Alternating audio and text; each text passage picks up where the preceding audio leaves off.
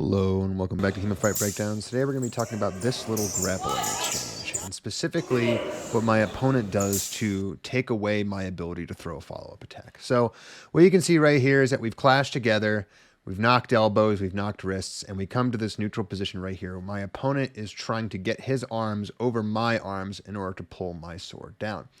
And we sort of get to a bit of a neutral position here, it's where we're both trying to shove each other's arms actually more or less in the same direction. I'm more or less trying to allow my left arm to pivot so that I can throw my left Zwerch over the top here, while my opponent is trying to disconnect with their left arm and grab my right arm and pull it down. And what happens is that thanks to the push of the right arm that my opponent is doing, he's able to just stuff my left Zwerch enough that it doesn't quite make great contact. But what happens after that is really, really smart. So in a lot of positions like this, what people will try to do is they'll try to pull your opponent's arms down with your offhand. But that can be very difficult considering that both arms are there. And in this left Zwerch position, you have all of your weight and all of your structure directly underneath your arms, and they're going to be very hard to move around. So what my opponent does instead is he grabs the strong of my sword and pulls it over the back of my head, seemingly right now with both arms, but really only with this left arm. And what that does is it puts me in a very compromised position where I'm stuck with my back to my opponent. And even if I disconnect my left arm, no matter what I do, I can't let go and grab my opponent's sword.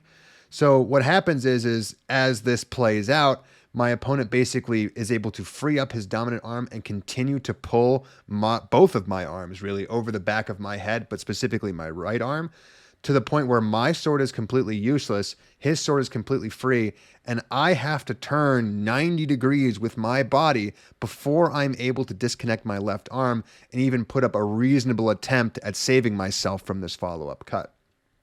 And of course, again, this entire time, my opponent is pivoting cyclically to their right so that it takes even more time for my disconnected left hand to reach its intended target and prevent the follow-up cut that's coming. So if we watch it one more time at full speed, you really see that rotation there, where even as I pivot out and I know that the exchange is over, my opponent still has complete control of my arm, my sword arm, and the position of my body in such a way that he can continue to rain blows on me all he wants, and he'll be perfectly safe doing so until I can pivot on my own axis and face him and square it up. All right, that's going to be it for today. If you'd like to see your own footage featured on the channel, feel free to send an email over to HEMAFightBreakdowns@gmail.com, and I hope to see you next time.